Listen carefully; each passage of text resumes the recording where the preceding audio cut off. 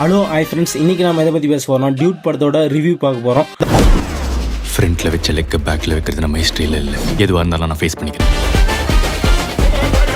படத்தோட கதை என்னன்னா, இந்த படத்தோட ஹீரோக்கள் ஒரு சர்ப்ரைஸ் ஈவெண்ட் கம்பெனி வச்சிருக்காரு. அவருடைய மாமா அதிகமான பால் வளத்துறை அமைச்சராக இருக்காரு. அவருடைய பொண்ணு குரலரசியும் அகலும் சின்ன வயசுல இருந்து ஃப்ரெண்டா இருக்காங்க. அந்த ஈவெண்ட் மேனேஜ்மெண்ட் கம்பெனில அவங்களும் வேலை செய்யறாங்க. திடீர்னு ஒரு நாள் குரல் ட்ரெயின்ல சர்ப்ரைஸா ப்ரொபோஸ் பண்றாங்க அகலுக்கு. அகல் அதுக்கு உண்மையில லவ்ல இல்ல ஃப்ரெண்டாவே இருக்கலாம் அப்படின்னு சொல்லிடுறாரு.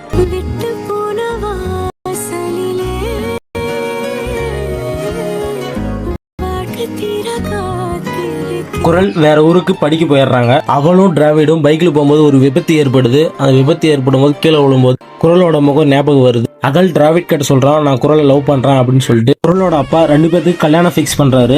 குரல் பாரின்ற ஒரு பையனை காதலிக்கிறேன்னு சொல்லிட்டு அகல் கிட்ட சொல்றான். ஆனா எதிர்பாராத விதமா ரெண்டு பேருக்கும் கல்யாணம் ஆயிருது, குரலுக்கும் அகலுக்கும். பாரியும் குரலும் ஒண்ணு சேர்ந்தாங்களா சேரலையா, இவங்களை சேர்த்து வைக்க அகல் என்ன பண்ணான் அப்படின்றதான் அந்த படத்தோட கதையே. தேவ்தாஸ் சார், நீங்க ஏன் இவ்வளவு எனக்கு பண்றீங்க?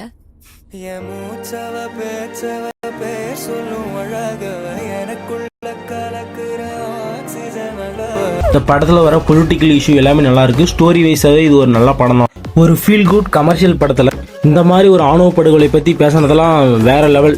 உண்மையாவே இந்த டைரக்டர் கீர்த்திஸ்வரனை சொல்லவே வார்த்தையே கிடையாது. உண்மையாவே இந்த படத்தோட மிகப்பெரிய பாசிட்டிவ்னா பிரதீப் அகல்ன்ற கேரக்டர்ல அடிச்சு நொறுக்கிட்டாரு. அதே மாதிரி மம்தா பச்சும் அதுக்கு நிகரா வேற லெவல் பர்ஃபார்மன்ஸ். அவங்களுடைய பிரேமலு இதுக்கு முன்னாடி நடிச்ச படங்கள்லாம் விட இந்த படத்துல எமோஷனலா சூப்பரா நடிச்சிருக்காங்க. அதே மாதிரி டிராவிட், சத்யராஜ் சார் வேற லெவல் பர்ஃபார்மன்ஸ். உண்மையிலேயே இந்த கேரக்டருக்கு செம்ம ஆப்டா இருந்துச்சு. கடைசியா நம்மளுடைய டைரக்டர் கீர்த்திஸ்வரன் சூப்பரா பண்ணிருக்காரு. ஸ்டோரி வைஸாவும் சரி, ஸ்கிரீன் பிளேவும் வேற லெவலா பண்ணிருக்காரு. ஒரு சின்ன சின்ன லாஜிக் மிஸ்டேக் மட்டும் இல்லாம இருந்தா அது வேற லெவலான படமா இருந்திருக்கும். இந்த படத்துல வர டைலாக் ஒவ்வொன்றும் சூப்பரா இருந்துச்சு. அதுல குறிப்பா ஒரு பொண்ணுக்கு பிடிக்கலன்னா பிடிக்கல, அதுக்கு எதுக்கு ரீசன், தாலியை விட ஒரு பொண்ணோட ஃபீலிங்ஸ் தான் முக்கியம் அப்படின்னு சொல்ற டைலாக் ஆகட்டும், என்ன ப்ரோ கொஞ்சம் தாலியை டைட்டா கட்ட மாட்டியா அப்படின்னு சொல்ற அந்த காமெடியான டைலாக் ஆகட்டும், நான் வல்கர் இல்லடா 2025 இவன மாதிரி ஆளுங்க தான் அப்படின்னு சொல்ற அந்த டைலாக் ஆகட்டும், கிளைமேக்ஸ்ல வரக்கூடிய அந்த டைலாக், தூத்துக்கிட்டே இருக்கியாடா அப்படின்னு சொல்ற அந்த டைலாக் ஆகட்டும், எல்லாமே சூப்பரா இருக்கு.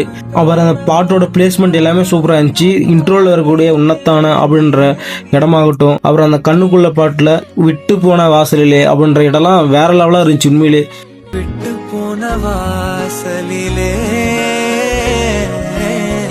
வாழ்க்கை தீர காத்திருக்கேன், நல்லா இருப்போ, எல்லாமே சூப்பரா இருந்துச்சு. அப்புறம் இந்த படத்தோட மியூசிக் டைரக்டர் சாய் அபியங்கர், உண்மையிலே இது அவருக்கு ஃபர்ஸ்ட் படம் மாதிரி தெரியல, சூப்பரா போட்டிருக்காரு. ஒரு அடுத்த அணியை பாக்குற மாதிரி இருந்துச்சு. உண்மையாவே இந்த பேக்ரவுண்ட் ஸ்கோர் ஆகட்டும், இந்த பாட்டு எல்லாமே சூப்பரா இருந்துச்சு. இந்த படத்தோட குறைகள் என்னன்னா, பிரதீப்போட கேரக்டர் விளக்கமா இருந்த மாதிரி இருந்துச்சோ அப்படின்னு எனக்கு தோணுச்சு.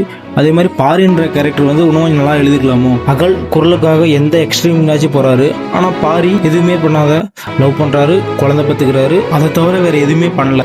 கடைசியா கிளைமேக்ஸ்ல குழந்தைய வச்சு வர முக்கியமான காட்சி நம்புற மாதிரி இல்ல. அதுக்கப்புறம் அகலோட மாமா அதிகமா கடைசியா தெரிந்தது யூஸ்வலா தமிழ் சினிமால ஏற்கனவே வந்த மாதிரி இருந்துச்சு எனக்கு. ஓகே ஃப்ரெண்ட்ஸ், இந்த ரிவ்யூ உங்களுக்கு பிடிச்சிருந்தா லைக் பண்ணுங்க, ஷேர் பண்ணுங்க. அடுத்த வீடியோவில் சந்திப்போம். Bye friends.